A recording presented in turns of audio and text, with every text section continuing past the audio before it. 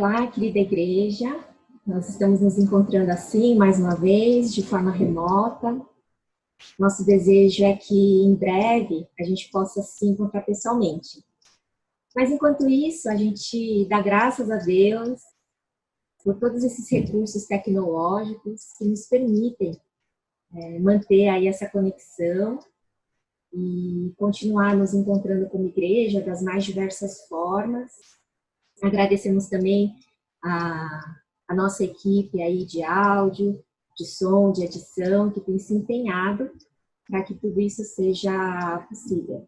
Nós temos sido muito abençoados com esse podcast, com esse tema tão importante, tão relevante, tão atual, que tem sido parte aí do nosso dia a dia nesse período, que é o tema do sofrimento. E eu acredito que Deus tem falado muito com a gente por meio de todos esses episódios.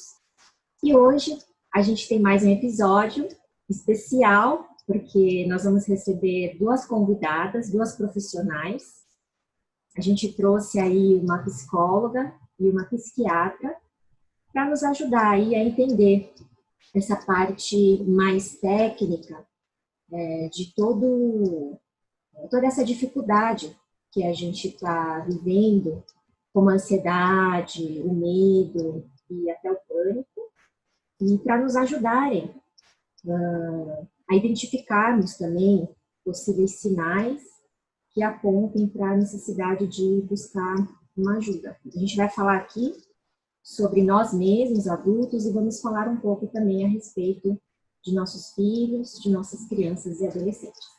Então, eu queria chamar aqui para entrar com a gente na sala a Aline Cho, a doutora Aline Cho e a doutora Juliana Jung. Olá, Prazer. tudo bem? Obrigada. Obrigada pelo convite. Por aceitar o convite e por ser instrumento de Deus para falar para essa igreja. Queria pedir para vocês se apresentarem rapidamente, para quem não é da igreja, para quem não conhece vocês. Doutora Aline. Olá, meu nome é Aline, eu sou médica, sou psiquiatra formada pela USP, eu atendo alguns adultos e minha subespecialidade agora é infância e adolescência. Olá, eu sou Juliana, sou formada pela Universidade Presbiteriana Mackenzie, psicóloga clínica e faço psicoterapia para adultos. A gente achou muito importante trazer duas profissionais para falar conosco sobre esses assuntos, porque a gente tem visto que existe uma tendência, né, dos cristãos, especialmente evangélicos, de não sei porquê, mas achar que cristão não sofre ou não pode sofrer. Achar que cristão não pode ficar triste, cristão não pode ficar deprimido, cristão não pode ter ansiedade. E não é esse o parâmetro bíblico, muito pelo contrário. A gente vê aí na Bíblia, e até Jesus mesmo, sentindo todas essas emoções que são naturais, né, da maneira como Deus nos criou. Sentindo tristeza, vivendo luto e assim por diante. Então, eu acredito que a gente precisa muito de orientação profissional aí para entender as nossas emoções e para também lidar com as nossas emoções de forma saudável, claro, sempre em oração, com o apoio da igreja, da comunidade de fé, mas de forma lúcida, né? De forma responsável, porque nós também somos responsáveis por nossas emoções. Então, a gente vai manter aqui um bate-papo, eu vou fazer algumas perguntas, as doutoras vão nos responder, e no final a gente vai deixar, inclusive, o contato delas, para o caso de alguém querer estender aí a conversa, até mesmo procurar uma ajuda de forma profissional. Queria perguntar para a Juliana, Ju, quais são os principais impactos psicológicos, na sua opinião, que a pandemia tem causado? Então, a pandemia, né, tem trazido muitas mudanças, né, repentinas, né, em toda a nossa rotina, no nosso trabalho, nas escolas, e isso tem gerado muitas alterações, né, também na nossa dinâmica familiar, né, e isso tem gerado um grande estresse, dificuldades para reorganizar e readaptar tudo essa nova realidade, né, E com o distanciamento social também tem trazido sentimentos de muita solidão, de raiva também pela perda, né, da liberdade, né? E atualmente, né, com esse afrouxamento, né, da quarentena, as pessoas também têm ficado muito confusas, né? Porque parece que a gente está voltando a uma vida normal, entre aspas, né? Mas se a gente vê os noticiários, os casos de confirmados e de óbitos só tem crescido, né? E isso tem gerado ainda maior medo de ser infectado, né? Ou de a gente também perder pessoas próximas a nós, uma ansiedade ainda maior. E com também a crise econômica que tem abalado todos nós, né? As pessoas têm tido insônia, uma angústia muito grande, né? Preocupações excessivas, que realmente têm gerado muita irritabilidade, né? E isso tem afetado em todas as nossas relações, né? Não só o dentro de nós, mas com a família, com as pessoas com quem convivemos, né? Mas é importante lembrar, né, que essa ansiedade que estamos sentindo, todos esses sintomas de estresse, de pânico e até de depressão, né, fazem parte de um momento crítico que estamos vivendo, uma situação tão atípica que estamos vivendo, né? E que essa ansiedade é transitória, né? No momento que isso passar, esses sintomas também podem passar, né? Mas isso também não quer dizer que a gente não precisa cuidar da nossa saúde mental, né? E ter um cuidado integral, né? Com o nosso corpo, mente, espírito, para superar esse momento tão difícil. E quais, então, seriam alguns conselhos que você pode dar para a gente sobre as formas da gente lidar com esses impactos, com essa ansiedade, com esse medo, com essas insônias, com esses conflitos familiares? Uhum. Tem uma frase, né, de um autor da psicologia que chama Viktor Frankl, né? Ele superou, né? Ele é um sobrevivente, né, de campos de concentração nazista, passou por uma situação muito difícil, né? E tem uma frase que ele fala que quando não podemos mudar a situação, né, a nossa realidade agora, então somos desafiados a mudar a nós mesmos, né? E acho que nesse momento você tentar lutar contra uma realidade que a gente não pode mudar, que não está sob nosso controle, traz um desgaste emocional muito grande, né? Então, o primeiro passo, acho que seria a aceitação. Mas a aceitação é muito diferente de conformismo, né? O conformismo está em ter uma postura mais passiva, né? De estagnação, de evitar responsabilidades, de ter uma indiferença com toda a situação, né? E o aceitar não. O aceitar é uma postura ativa. Então, a gente compreende as nossas limitações, de que nesse momento as coisas não dependem só de nós, né? E também que que as coisas podem não sair como esperado, né? E para isso, né, a gente vai precisar buscar novas possibilidades, buscar nossos recursos internos para enfrentar esse momento da melhor maneira possível. E alguns recursos, assim, que acho importante, né, que gostaria de compartilhar, que são algumas práticas que podemos desenvolver tanto com o profissional como de forma independente, por si mesmo, né? São algumas práticas que a gente pode aplicar no nosso dia a dia, né? E que podem nos ajudar a fortalecer no interior. E a primeira delas é a autocompaixão, né? O que seria a autocompaixão, né? A autocompaixão é quando você direciona para si mesmo, para você mesmo, né? A mesma atitude, a mesma compreensão, a mesma gentileza que você tem com relação ao outro, quando esse outro está passando por situação diferente, né? Então, de a gente ser menos autocrítico, de direcionar menos julgamentos, assim, para nós mesmos, de se cobrar menos também e se culpar menos, né? E tentar compreender que essa situação é difícil e que não precisamos nos cobrar tanto para isso.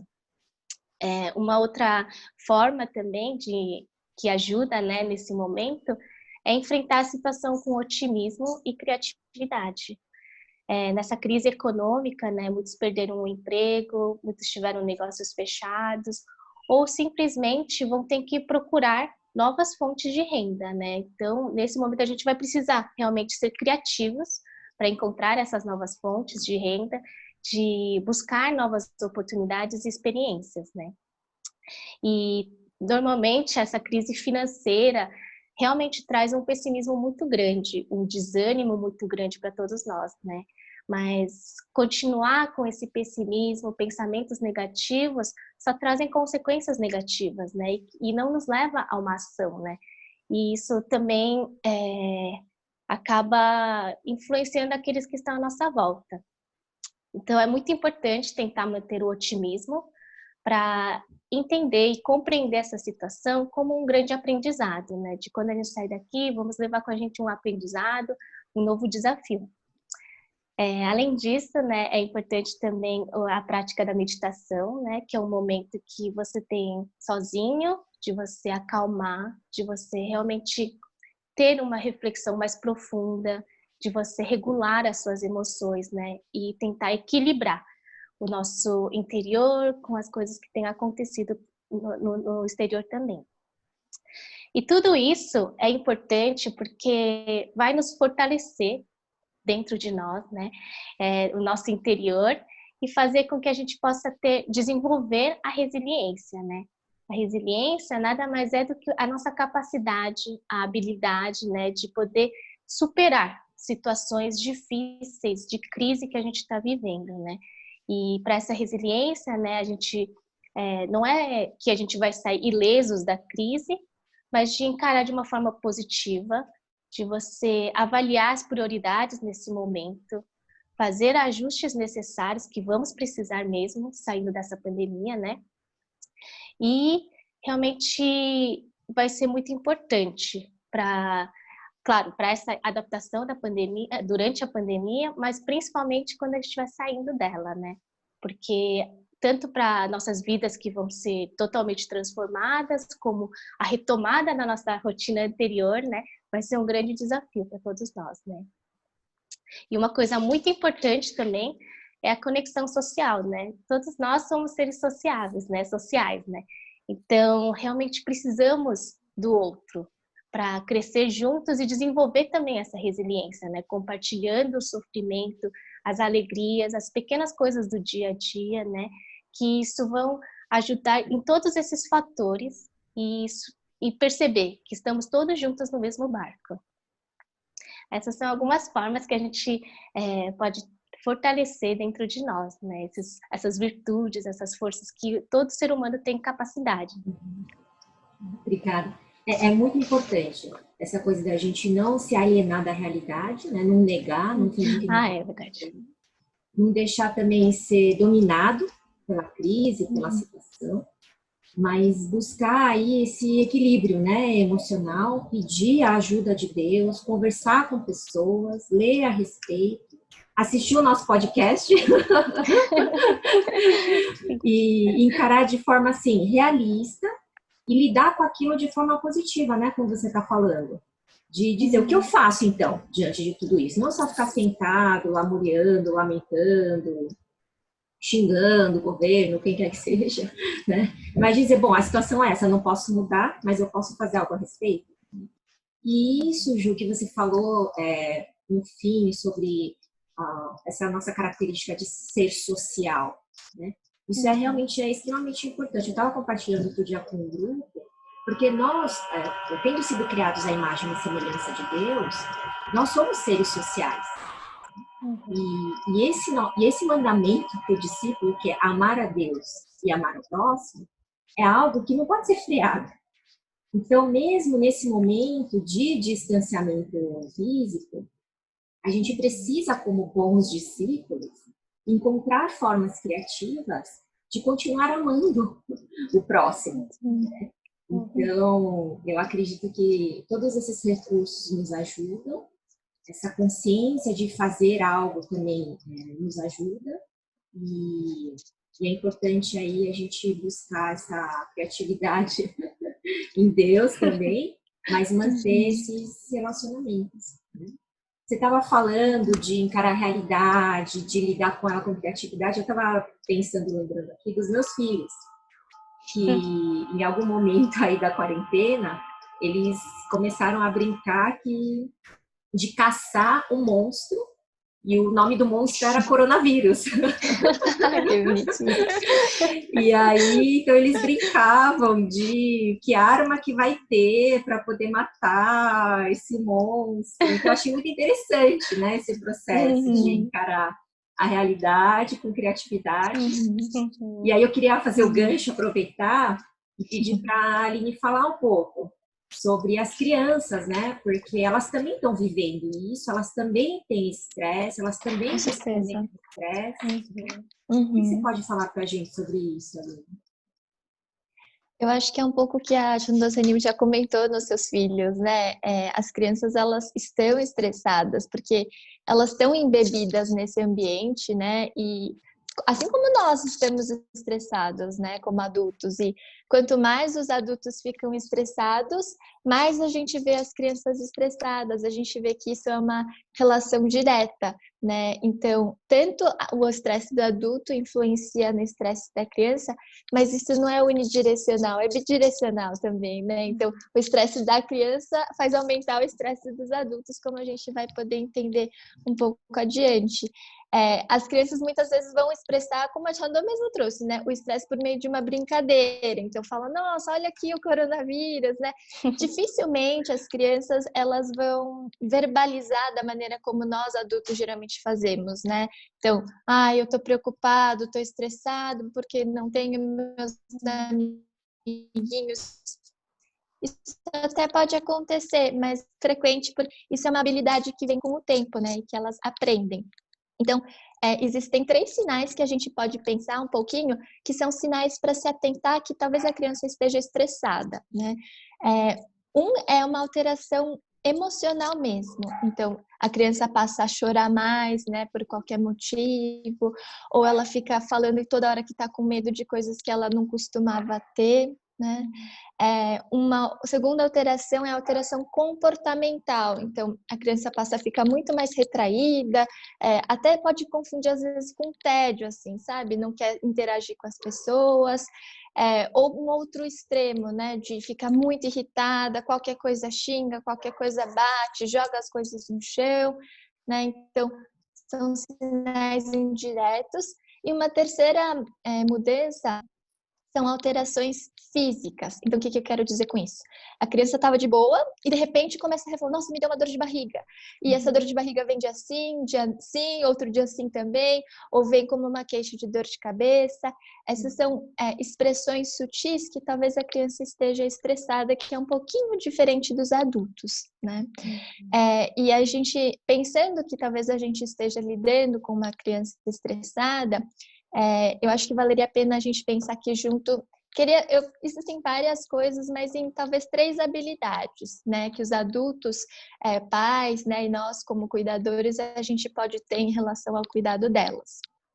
Número 1 é o que eu chamo de validação emocional. Então, poder dizer, eu entendo o que você está sentindo e o que você sente é válido, né? Número 2, eu, como adulto, atentar a minha própria emoção e a maneira como eu transmito essa emoção e a informação para a criança. E número 3 é a criação de rotinas, né? Estabelecimento de novas rotinas. Então, eu vou me aprofundar um pouquinho mais no conteúdo 1, né? Que é a validação emocional. Como eu disse, não é nada mais do que dizer, filho, você está sentindo isso e o que você está sentindo é válido, né? A criança, ela nasce com 0 regulação emocional. Então, a gente vê, né? Se está com fome, chora, né? Se está bravo, vai lá e bate, grita. Se quer pegar alguma coisa, vai lá e pega da pessoa, não pensa 2 vezes.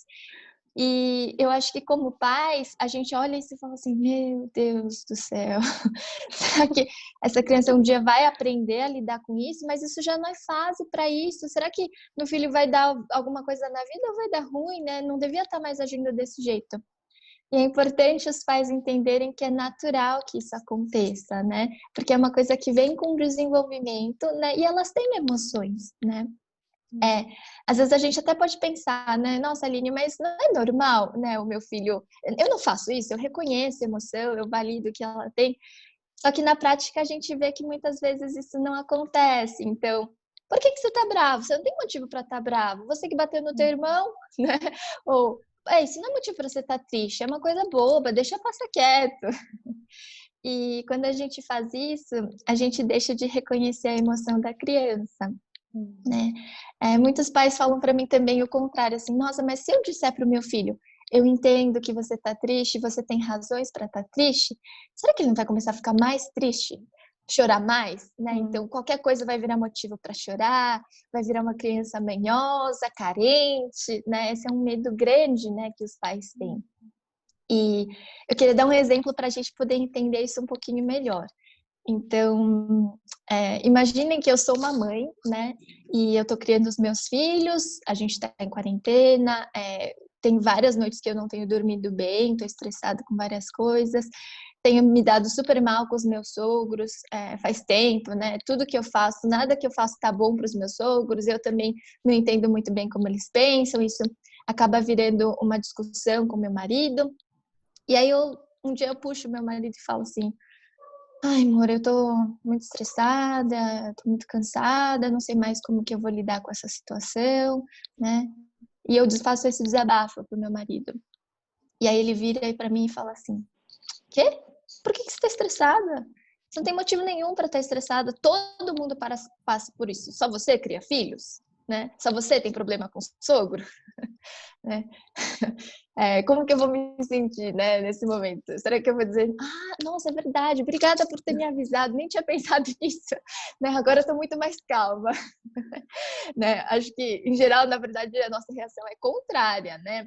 A gente vai querer dizer de todo jeito, eu vou me sentir que meu marido não reconheceu o quanto tá difícil para mim, eu vou querer dizer de vários outros jeitos, então eu vou começar a ser mais ríspida, deixar de fazer coisas em casa, né?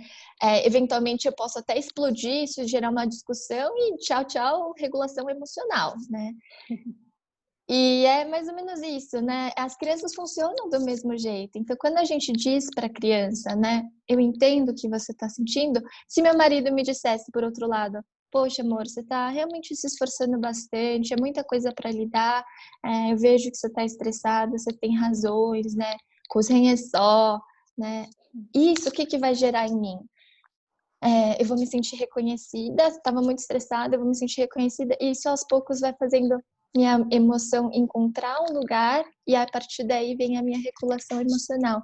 Então, a criança também, quando a gente diz, eu entendo o que você está sentindo, eu vejo que você está triste, isso, você tem motivos para estar chateado, né?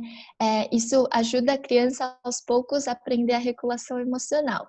É claro, né, que isso não é de uma forma assim, sei lá, a criança ela vai chorar por um tempo mais longo que a gente como mãe e pai gostaria, né? Então nos livros sai, né, que a gente fala: você tá estressada, eu entendo que você esteja estressada. E a criança que tava tipo esperneando, chorando assim, vai lá, limpa as lágrimas assim: agora tá tudo bem, mamãe, obrigada por ter me reconhecido. A gente sabe que não acontece dessa maneira, né? Então, as crianças elas choram, choram e choram mais, e elas têm que chorar e fazer o que elas têm para fazer, o tanto que elas têm para fazer. Mas a gente vê que com o passar do tempo, pais e mães que reconhecem e validam emocionalmente os seus filhos, a longo prazo, a médio prazo, geram adolescentes e adultos com uma capacidade de regular a emoção e que tem uma inteligência emocional muito maior, né?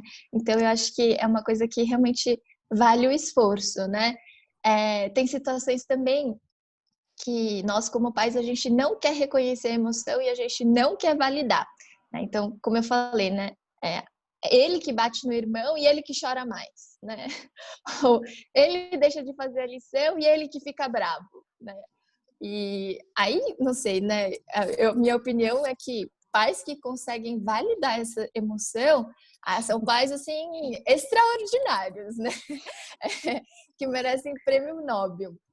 Mas a ideia é que nesses momentos que é difícil validar, pelo menos a gente não negue a emoção da criança, né? Então, em vez de dizer, você que brigou com teu irmão e você bate, você não tem razão para você ficar bravo, é trocar um pouco, dizer a mesma coisa, mas mudar o discurso para como eu, mãe, pai, me sinto nessas horas. Então, poxa, você bateu no teu irmão, aí você chorou, e isso deixa a mãe muito chateada, né? Ou, você deixou de fazer a lição, ficou bravo, e isso deixa a mamãe, assim, com o coração quebrado. Eu não sei o que eu tenho que fazer essas horas, né? Então, fazer essas duas coisas. Dizer à criança que eu entendo o que ela sente, e como também, em alguns momentos, em resposta, dizer como eu me sinto, são duas coisas básicas que parecem pequenas, mas elas são suficientes para ajudar a criança a aprender a regular a emoção dela e a lidar com aquele estresse que ela está sentindo, né? Então, esse é o primeiro ponto. Me delonguei um pouquinho, mas achei que valia a pena, né?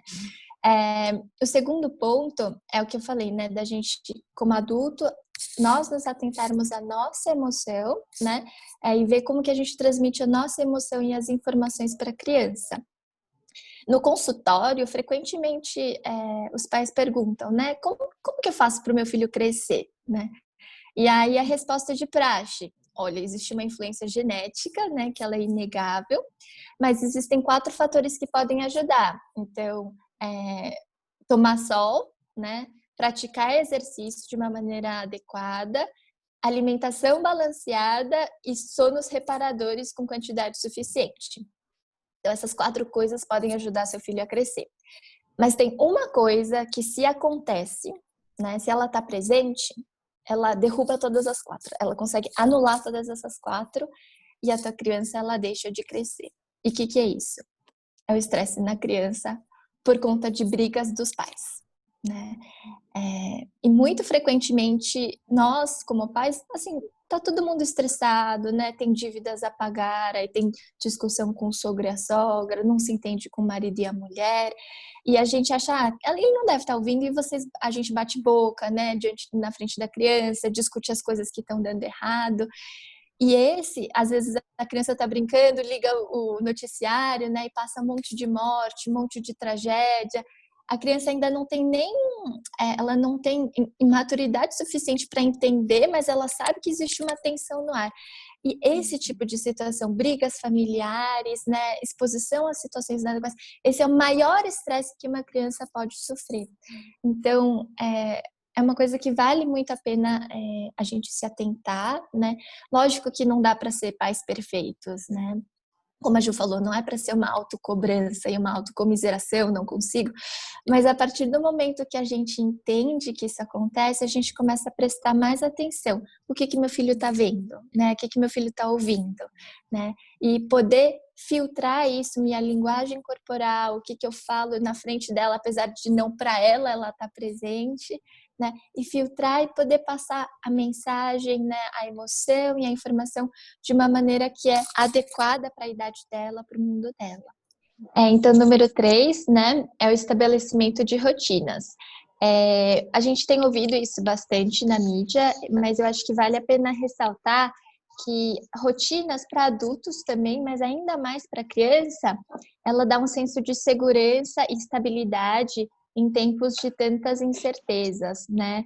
Eu vejo muitos pais se cobrando, né, de querer ser os pais perfeitos, né, fazer uma super rotina, né, vou fazer o cronograma do ano, né, e vou fazer atividades super criativas, vou fazer essa brincadeira aqui, ali, ela vai conseguir se concentrar no homeschooling, e isso, assim, né, pedir para ficar frustrado, né? Então, eu queria que a gente tivesse esse cuidado e entender que, na verdade, o que a gente precisa garantir é o básico, né? Horários para dormir, né, um intervalo razoável, horário para comer, e poder, dentro do possível, intercalar momentos de aprendizado com descanso, prazer, né?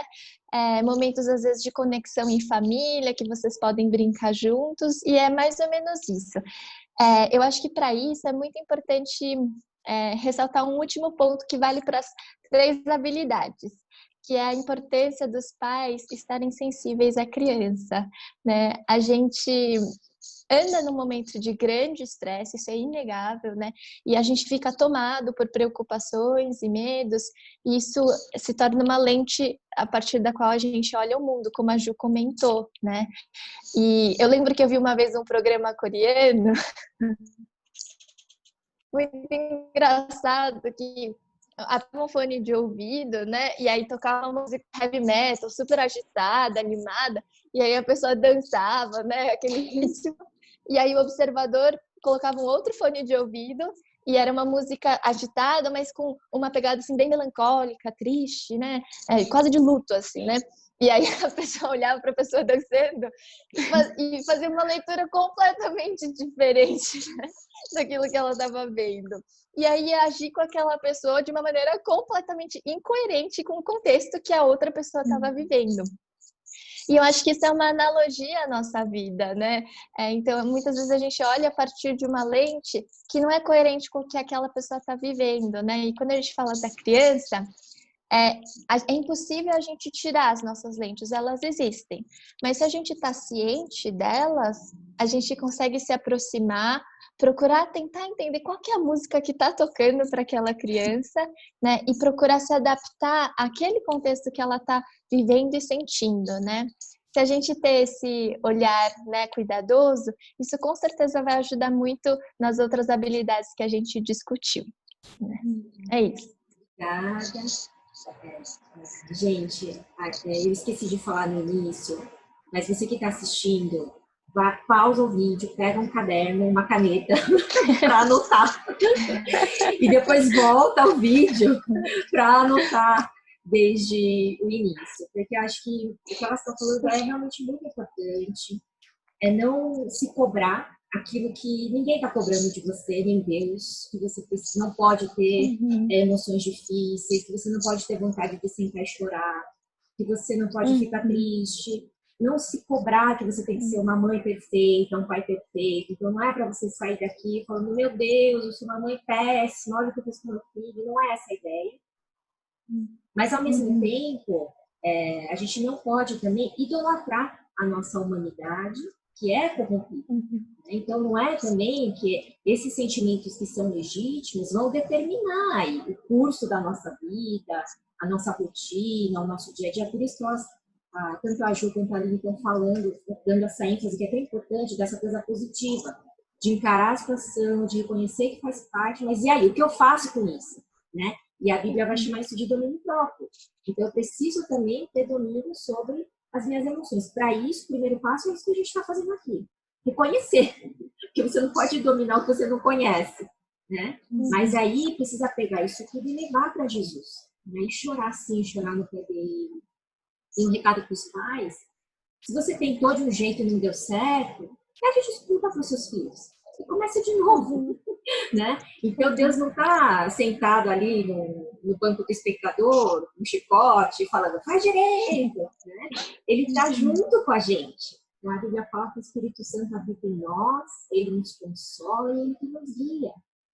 Então, se você chegou num ponto de estresse, de ansiedade, se os seus filhos, você enxerga nos seus filhos esse estresse e ansiedade, talvez seja o momento de você avaliar se você já sentou no pé de Jesus, se você já orou, junto com a sua criança.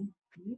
Não orar para que de um dia para o outro tudo fique bem, mas orar para que esse Espírito encha nossas vidas e nos dê condição emocional, psicológica, espiritual para poder lidar com toda essa situação difícil. Nossa, gente, que preciosidade, todo esse conteúdo aí que a Ju e a Aline estão trazendo para nós. Eu queria prosseguir aqui com um tema que tem sido bastante falado por aí e que eu acredito que é muito relevante, que é a questão do luto. Né? Então, a gente tem falado aí que toda essa crise que a gente está vivendo, ela tem trazido em nós a experiência de luto. Com certeza, o luto de entes queridos, de conhecidos, de parentes, mesmo de pessoas que a gente não conhece, mas essas estatísticas que a gente está acompanhando, né, de pessoas que estão morrendo por causa dessa doença. Mas a experiência também de outros lutos, né?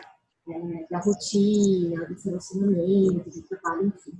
Aí, Ju, se você puder falar um pouco disso para a gente. Uhum.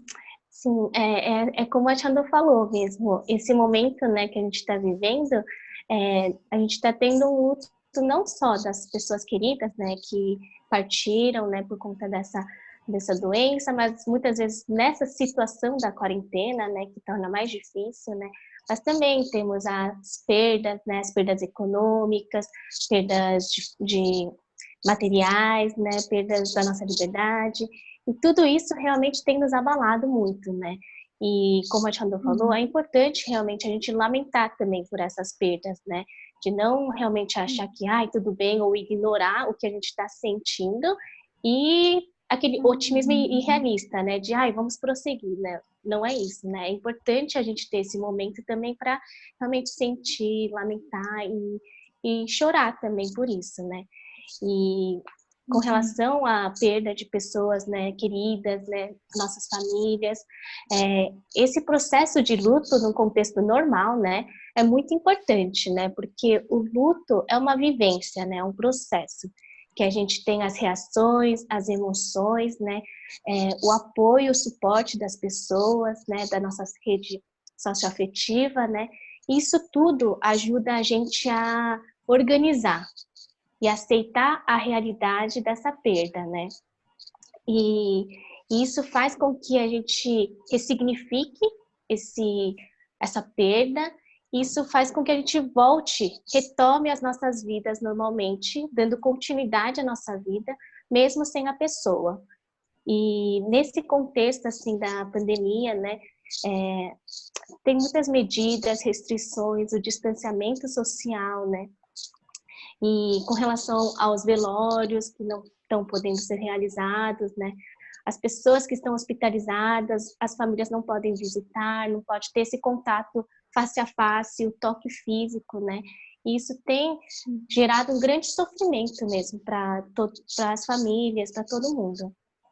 E nesse contexto, realmente, também tem gerado, né, um choque muito grande para as pessoas que perderam, né, por ter sido talvez uma morte inesperada, uma morte súbita e precoce, e também tem gerado também muita culpa por talvez não ter conseguido realizar a cerimônia, os velórios como normalmente realizado, né, e sentir que talvez não conseguimos enviar, né, a pessoa, né, de forma merecida, né, e todas essas coisas podem dificultar. Mas a gente tem que reconfigurar, né, esse processo de luto de alguma forma para facilitar, né, esse processo que é tão importante. Então, com certeza, acho que primeiro a gente vai ter que fortalecer as nossas conexões sociais novamente, né, a nossa rede de apoio, principalmente nesse momento tão delicado e sensível, né, e usar a tecnologia a nosso favor nesse momento. Então, tem hospitais que têm permitido, talvez, enviar áudios ou fazer videoconferência com as pessoas que estão hospitalizadas, né? De ter esse momento para conversar, sabe? De nem que a pessoa esteja ouvindo, né? Só ouvindo, né? Então, isso é muito importante. E em relação aos velórios, né? Que tem uma restrição de número de pessoas, né? A tecnologia, o celular, a videoconferência na hora, sim, também é muito importante, porque isso dá oportunidade para aquelas pessoas que não estão presentes poder se despedir também, né? De falar as últimas palavras, de chorar junto, de compartilhar esse sofrimento, né? E mais importante também é essa rede de apoio às pessoas com quem a gente se sente seguras, confiáveis, né? De expressar nossos sentimentos, a nossa dor, né?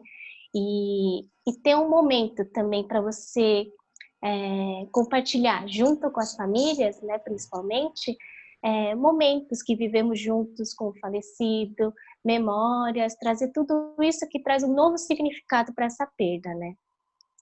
E é muito o mais importante de tudo, acho que a gente não suprimir essa dor ou evitar isso, né? Porque isso só tende a prolongar o sofrimento e resolver de mau jeito, assim, de ter um luto complicado, né? Então, o importante é que a pessoa, seja com um profissional, seja com um líder espiritual, seja com um amigo, tenha esse espaço confiável de você realmente expressar o que você está sentindo e se sentir acolhida e escutada, né? E compartilhar a dor que estamos todos juntos passando. Eu percebo que, não sei, no meio evangélico existem alguns paradigmas, né?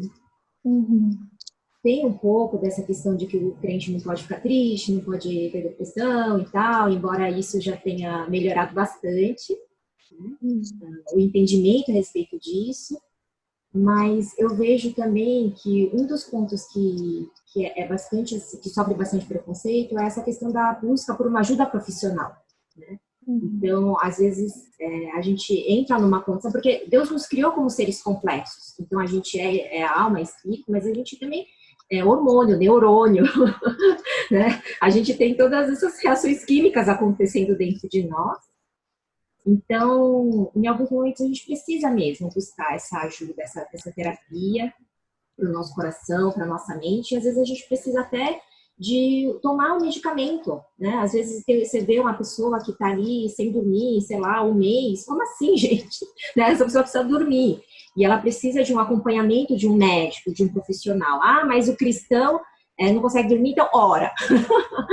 Não, orar não tem nem o que falar, que o cristão tem que orar, né? Com certeza ele tem que orar, mas e depois de orar, se dá para fazer algo mais, né? A gente precisa fazer, e é um preconceito assim, sem fundamento. Porque quando você está com uma dor de cabeça, quando você está com uma febre, quando você está com uma cólica, você toma um remédio para aliviar aquela dor, porque você entende que o seu corpo funciona daquela forma, e Deus criou o nosso corpo funcionando com todas aquelas propriedades aí químicas e físicas, né? Então, eu acredito que pode haver, né, momentos com o acompanhamento de um profissional, com a ajuda dessa rede de apoio, que a Ju falou bastante, que é extremamente importante. Se possível, melhor ainda, com o acompanhamento de um conselheiro espiritual, que vai estar orando por você em todo o tempo. Mas, se for necessário, procure ajuda. Né? Então, esse é uma exortação que eu queria fazer. E daí eu queria pedir para a Ju e para a Aline, como médicas, como profissionais, para vocês nos dizerem quais são os sinais, né, de que está na hora de procurar uma ajuda profissional. O que indica que é o momento agora que, puxa, a gente já tentou, a gente já lidou com isso, a gente já fez a rotina, a gente já orou, já buscou ajuda e alguma coisa não está funcionando aqui. Então, quais seriam esses sinais para ajudar? Se a Aline puder começar falando aí a respeito desses sinais das crianças, né, para ajudar os pais. Nossa, Jandu, eu acho que é muito relevante isso que você trouxe, assim, né? Porque, na verdade, me dói muito o coração, sabe? De ver como muitas vezes, quando vem buscar ajuda, a coisa já tá muito desandada, assim, né? E como às vezes, né, procurando antes, as coisas poderiam ter um caminho um pouco mais simples, né? Menos doloroso. E eu acho que é muito essa história, né? Às vezes, sei lá, alguém tá com dor de estômago e vai lá e procura, né? Ou a gente às vezes vai pro médico só fazer um check-up, né? E não sei, a gente tem muito preconceito para pensar a saúde mental desse jeito. E às vezes, como eu falei, né? Uma dor no estômago vira uma úlcera, vira um câncer e vem buscar quando já tá tudo espalhado, né? Então, eu acho que essa sensatez e desconstruir paradigmas são muito importantes, né? Eu acho que nessa situação atual, né, naturalmente, assim como os adultos estão estressados, as crianças também, né, estão tendo alterações comportamentais e emocionais, como a gente conversou, até ela encontrar um novo natural dela, né? Mas eu acho que se essa alteração, né, comportamental e emocional, ela se sustenta ao longo do tempo, e aí não tem gabarito para isso, então não tem uma regra universal. O que vale é o referencial da sua criança, qual que é o normal da sua criança. Então, meu filho sempre foi tímido, mas ultimamente anda muito retraído, não quer conversar com ninguém, isso não está passando, né? Ou, poxa, meu filho já tinha desfraldado, saiu das fraldas, mas esses dias tem urinado todos os dias na cama e isso também não tem passado. né? Ele sempre, às vezes, quando fica um pouquinho mais ansioso, rói a unha, mas agora tá arrancando pedaço, rasgando roupa, ou, né, tá brigando com o irmão todo dia, de um jeito que eu nunca tinha visto antes, isso também se sustenta ao longo do tempo. Então, mudanças de comportamento, tanto para mais quanto para menos, né, sustentadas ao longo do tempo, eu acho que tem que ligar um sinal aí vermelho para que, de repente, talvez valha a pena procurar uma ajuda. E um segundo referencial que eu gosto de dar são alterações de necessidades básicas. O que eu quero dizer com isso? Isso vale para adulto e para criança, né? Alterações de sono e apetite. Isso é uma coisa que a gente tem que garantir ainda mais no desenvolvimento, né? Afeta todo, né, o ciclo da criança. Então, se mudou, vale a pena procurar uma avaliação profissional, ver se está tudo bem, né? Ver se precisa de uma mudança da dinâmica familiar ou trabalhar as emoções da criança, seja como for, ter um acompanhamento que eu acho que pode ter uma relevância bem grande aí. Gil, você pode falar um pouco sobre isso também? Como eu estava falando do luto, né, vou falar um pouco mais quando procurar ajuda nesse momento, né, tão importante, né, com esse contexto, né, tão difícil, é normal, cada um tem o seu tempo, né, para realmente resolver essa elaboração do luto, de você realmente expressar como você gostaria, cada um tem a sua forma, né? Mas quando realmente a pessoa sente uma dificuldade muito grande de retomar a sua vida normalmente, após a perda, é um momento que realmente precisa de ajuda profissional, né? Mas as pessoas em volta vão perceber isso, né? E antes que chegue num ponto muito difícil e complicado, buscar uma ajuda antes, né? E com relação a esse contexto todo que estamos vivendo, muitas questões, né, pessoais que talvez estavam sendo ignoradas, né, com a correria do dia a dia, né, com todas essas coisas, a gente não prestava atenção, a gente sabia da existência, mas deixava de lado, né, tem aflorado muito mais, né. Isso também nos relacionamentos dentro da família, né, esse convívio mais tempo também tem aflorado tudo isso. Essas questões também são importantes, né, que o profissional também possa ajudar a organizar tudo isso e também na nossa regulação emocional. Tem pessoas que têm mais facilidade para lidar com isso, com as ansiedades, com todas as emoções, né? Mas tem outras que vão precisar de um suporte para conseguir realmente entender todos esses sentimentos, né, e expressar da melhor maneira e ser menos afetada, né, com tudo isso. Então, nesses momentos, realmente é importante a busca de um profissional, mas lembrando sempre que o autocuidado, né, tem que ser integral, né, corpo, mente e espírito também, né, então, no todo do ser humano. E é bom que agora só vale a pena, né, dizer que a gente está em situação de quarentena, né, embora está havendo mudanças de política, mas as pessoas têm atendido, né, como a Tchondô disse, né, a gente sente muita falta de estar junto com as pessoas, mas é um recurso que existe, né, então eu vejo muita gente postergando, porque né, a gente está em quarentena, não tem como, mas que a gente tem, né, hoje em dia recursos, outros profissionais têm outros recursos também, então de perceber que existe, né, essa possibilidade. Gente, tem que aproveitar, usar os recursos, porque o dente não dá para tratar online. Sim. Mas dá para fazer, né, uma consulta com a terapeuta, com um médico, dá para fazer online, né? Então, precisa aproveitar esses recursos, né?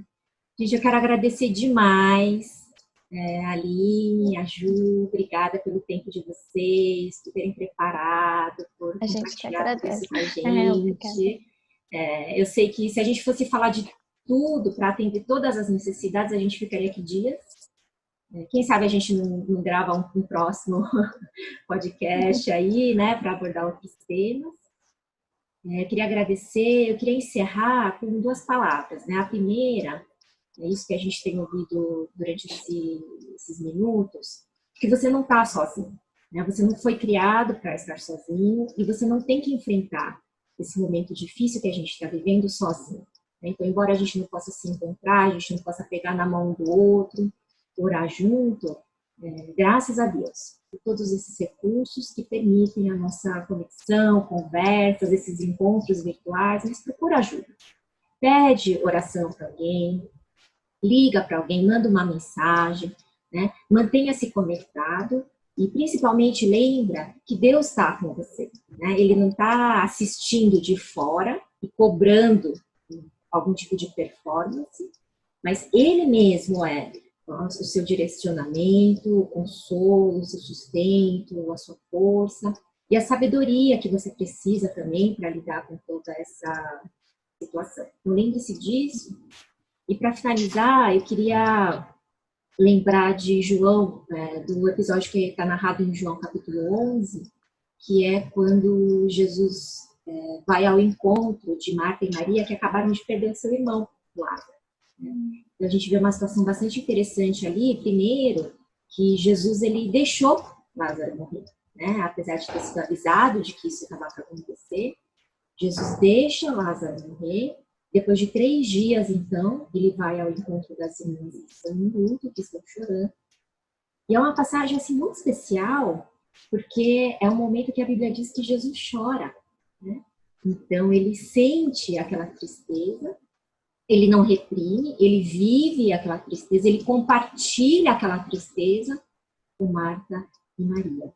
Mas ele não se deixa dominar por aquela tristeza, né? Então, quando Marta fala, Jesus, onde você estava? Né? Se você estivesse aqui, nada disso teria acontecido.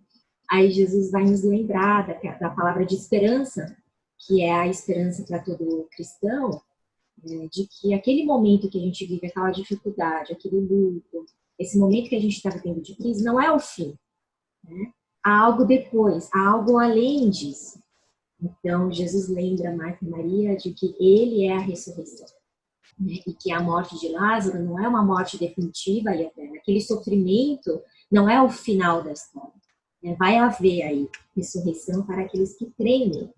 Então, essa dificuldade, esse conflito, essa ansiedade, essa depressão, esse luto que você está vivendo hoje, que Deus tenha misericórdia para nos ajudar a focar novamente, né, os nossos olhos e pensamentos nele, para sermos lembrados e cheios da esperança de que esse aqui não é o nosso fim, né? Nem a morte física é o fim para aquele que crê. Que isso nos dê esperança aí e nos mantenha alertos à presença dele perto de nós. Amém? Quero agradecer, então, mais uma vez a Ju, a Aline, a participação de todos que nos acompanharam. E eu vou pedir para deixar, então, o contato, tanto da Ju quanto da Aline, aí no final, na tela, para que todos aqueles que tiverem interesse, necessidade, precisarem estender a conversa ou até mesmo buscar ajuda, possam fazer. Ok? Então é isso, gente. Obrigada. Obrigada. Vou encerrar aí o nosso podcast de hoje. Deus abençoe. Tchau, gente. Tchau, obrigada.